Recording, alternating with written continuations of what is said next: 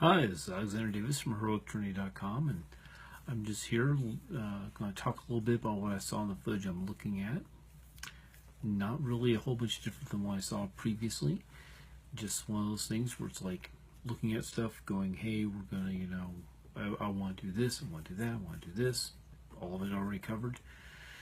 Basically, not a whole bunch of surprises, nothing really dramatic. I mean, we had fun, it was entertaining, like at any convention, any role-playing group, 99% of the time that I like to be with, you have fun. We sit around, we laugh a whole bunch, we make a couple of jokes, and even when we're down in role-playing, we're asking questions, we're figuring out information.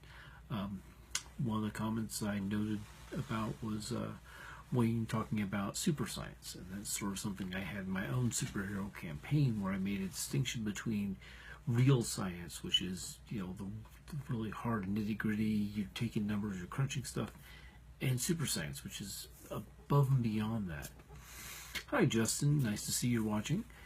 Just basically talking about things about trying to make the difference between there's things you can accomplish with a real understanding of the real world, and there's things you can't accomplish.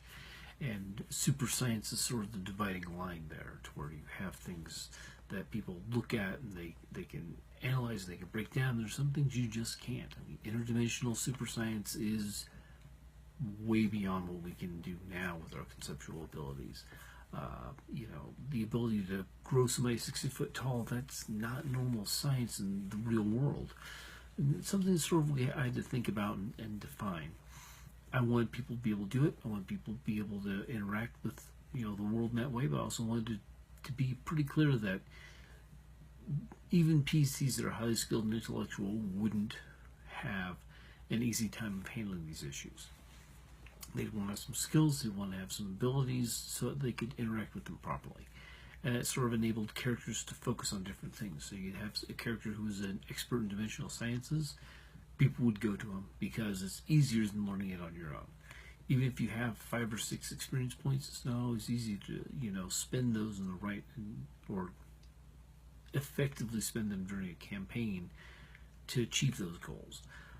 So that's just sort of something that I had in my campaign that I found interesting, that he asked another GM this question, and even though it's an understandable question, it doesn't have the same connotations to the GM that it does to the player.